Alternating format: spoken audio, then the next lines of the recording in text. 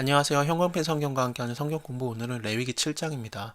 오늘로써 예배에 대한 규례가 다 끝나게 될 건데요. 속건제의 규례는 이러하니라. 속건제는 허물에 대한 것을 가격을 치르는 제사예요. 되게 비슷한 게 속죄제입니다. 그것은 죄값을 치르는 제사거든요. 죄와 허물 좀 비슷하잖아요. 왜냐면은 레위기 5장 초반을 보면은 죄가 있으니 그 허물이 그에게로 돌아갈 것이요. 그 단어가 있습니다. 그걸 통해서 볼 때 죄랑 허물이 교차돼서 쓰였어요. 그리고 우리가 5장이랑 6장을 보면서 6장 초반까지 보면서 속건제, 속죄제가 막 뒤섞이는 걸 봤잖아요. 막 속건제를 들어라. 근데 속죄제 제물로 들어라. 막 도대체 이게 뭔가 이게 오탄가 싶을 정도로 우리가 많이 고민을 했었잖아요. 이렇게 비슷해요, 의미는요. 근데 이것을 같은 제사라고 볼 수는 없어요. 왜냐하면 속건제의 규례는 이러하니라 이렇게 정확하게 구분을 하십니다. 속죄제에 대한 규례는 6장에서 이미 나왔었죠. 구분이 되는 걸 볼 때 다른 제사예요. 네, 뭐 허물에 대한 것을 하는 거나 뭐 죄에 대해서 하는 거나 어쨌든 예수님을 통해서 다 완성이 되기 때문에 우리의 죄와 허물이 예수님을 통해서 다 해결을 받게 되는 겁니다. 피가 사면에 뿌려지게 되거든요. 이것은 결국에는 생명을 쏟게 되는 건데, 왜냐면은 피와 생명이 계속 연결이 돼 있기 때문에 그렇습니다. 예수님이 피와 물을 다 쏟으시면서 결국엔 생명을 다 쏟으시면서 우리를 위해서 허물과 죄에 대한 값을 다 이렇게 치르신 거예요. 기름을 드려라. 하나님께서는 기름을 받으십니다. 음, 여기 기름진 꼬리, 내장 덮인 기름, 두 콩팥, 그 위에 있는 기름, 허리 근방에 있는 거, 그리고 간에 덮인 꺼풀과 콩팥을 함께 취하고, 기름을 하나님께서 받으시는데, 근데 여기 콩팥은 도대체 뭔가 싶은 거죠. 우리 몸에서 좀 불순물을 걸러내는 기능을 하는 게 콩팥이잖아요. 그걸 통해서 볼 때 아마도 우리의 죄나 허물을 그런 걸러내는 것을 의미하는 게 아닐까라고도 보기도 하는데요. 정확한 의미인지는 잘은 모르겠습니다. 어쨌든 콩팥도 함께 취해서 드리게 되고요. 그리고 제사장은 다 단위에서 불살라서 하나님께 화제로 드리게 됩니다. 이것이 속건제인데 지극히 거룩하니 이것을 제사장인 남자마다 먹되 거룩한 산에서 먹어라. 거룩한 곳에서 먹어라. 속건제나 속죄제도 좀 받을 수 있어요. 제사장들이요. 제육이 돌아가게 됩니다. 그리고 번제물에 대해서도 번제물의 가죽을 얻을 수 있습니다. 제사장이요. 그리고 화덕에다 구운 소제물, 이건 마찬가지죠. 소제물은 곡식의 제사잖아요. 피 흘림이 없는 제사인데 이것도 소태나 번철에 만든 소제물은 그 드린 제사장에게로 돌아갈 것이고, 무릇 소제물은 그 기름 섞은 것이나 마른 것이나 아론의 모든 자손이 평균이 분배할 것이다. 화목 희생제물에 대해서 규례가 나오게 되는데, 이것은 예수님의 그 희생과 정확하게 연결이 되기 때문에, 물론 다른 제사들도 다 예수님하고 연결이 됩니다만, 근데 화목제에 대해서는 특별히 뭐 로마서나 요한일서나 골로새서에서 정확하게 그냥 단어를 써버렸어요. 예수님이 화목제물이 되셨다라고. 그렇기 때문에 예수님 화목제물은 일단은 뭐냐면요, 사람과 하나님 사이의 관계를 화목하게 하고 평화롭게 하는 그런 제사입니다. 잘 지내보자, 그런 제사예요. 관계를 위한 제사기 때문에 화목제물이 되셨다. 예수님이 인간과 하나님 사이의 그런 관계를 화목하게 하는 역할을 하신 거잖아요. 이게 죄 때문에 멀어졌어요. 인간이 쫓겨난 겁니다. 하나님과 맞대할 수도 없고 하나님과 죄가 같이 있다는 게 말이 안 되잖아요. 그렇기 때문에 멀어질 수밖에 없는데, 예수님이 죄를 해결했기 때문에 결국에는 화목제물이 되신 겁니다. 관계가 맺어지게 되는 거거든요. 죄를 해결했고 허물을 해결했기 때문에 속죄제, 속건제도 다 예수님을 통해서 완성되는 거고, 번제, 소제 다 마찬가지입니다. 근데 일단은 화목제는 정확하게 단어들이 자꾸 신약에서 나오니까 더 눈이 가게 되죠. 관계를 위한 거기 때문에 감사를 드릴 때도 하나님께 드리게 되고, 그리고 또 뭐 여기 서원하거나 자원하거나 그럴 때 하나님께 드릴 수 있습니다. 여기 특별한 게 유교병이 나오게 돼요. 원래 무교병만 나왔잖아요. 근데 여기 유교병을 화목제, 감사, 희생과 함께 예물을 드릴 수 있어요. 이게 도대체 뭔가? 왜냐면은 누룩은 신약에서 계속 나쁘게 나왔어요. 뭐 예수님도 바리새인의 누룩을 주의하라 그랬고, 사도 바울도 고린도전서 볼 때 교회 안에 누룩을 제거해라, 그 음란이었거든요. 그런 걸 통해서 볼 때 굉장히 안 좋은 건데, 어떻게 유교병이 여기 있을 수 있나? 누룩이 들어간 떡인데.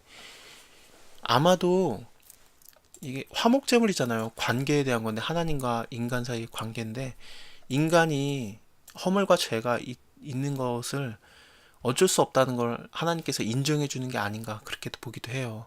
관계를 위한 거에 대해서는, 다른 제사에 대해서는 절대 허용이 안 되지만 어쨌든 화목제는 인간과 하나님 사이의 관계를 위한 제사인데, 근데 아유 인간 너네가 죄인인 거 내가 안다. 그 노아의 홍수 때 하나님께서 깨달았잖아요. 야, 인간이 그냥 계획하는 바가 그냥 아주 태어날 때부터 아주 악하구나, 그걸 아셨잖아요.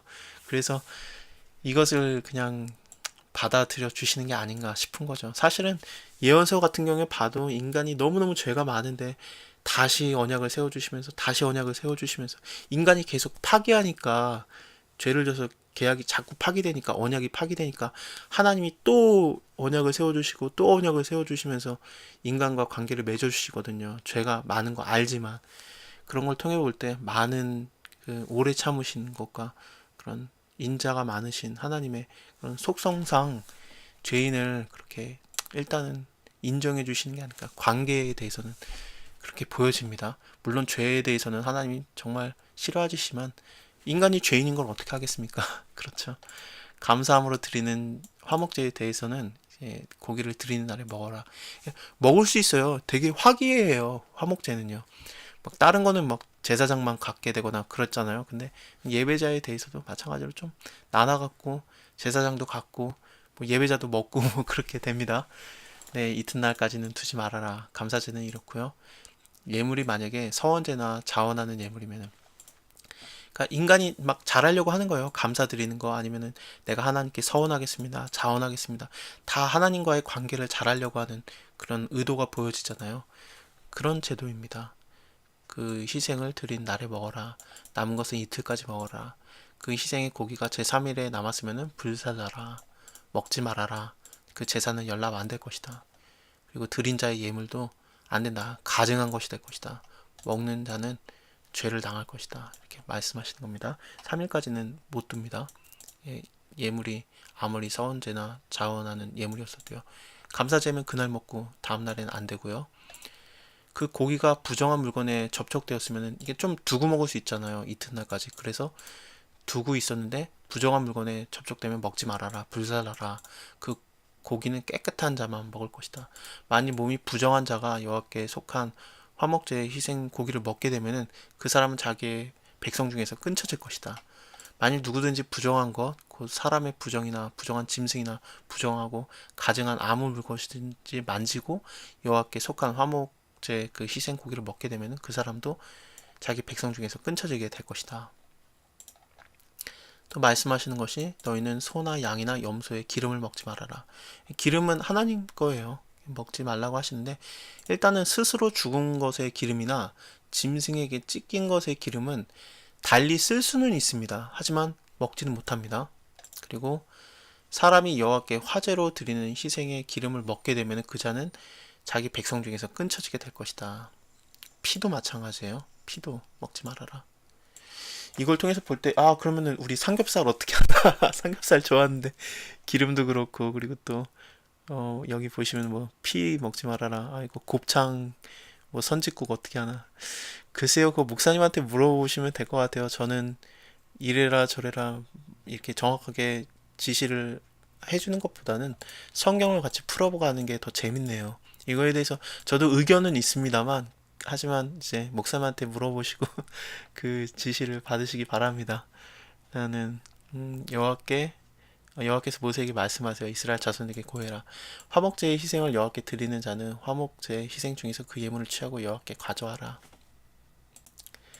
자기 손으로 가져와라. 그리고 그 제물에 기름과 가슴을 가져올 것이요 제사장은 그 가슴을 여호와 앞에서 흔들어서 요제를 삼아라 그래요. 흔드는 제사가 그러니까 앞뒤로 흔든다고 보시면 돼요. 거제는 들어올리는 제사고요. 요제는 앞뒤로 흔드는 그런 예배의 그냥 방법입니다. 새로운 예배의 그런 종류가 아니라 방법이에요. 뭐 화제처럼 불로 드리는 것처럼 요제는 흔드는 건데, 앞뒤로 흔들면서 앞으로 흔들었을 때는 하나님한테 드렸다. 그리고 뒤로 다시 흔들면서 내가 하나님께 다시 받았다. 그런 뜻입니다. 거제도 비슷해요. 위로 들면서 내가 하나님께 들어 올렸다. 그리고 내리면서 내가 하나님께 다시 받았다. 그런 뜻입니다. 그래서 이렇게 다시 제사장들이 받을 수 있었습니다. 자, 8장 다음에 또 보도록 할게요. 감사합니다.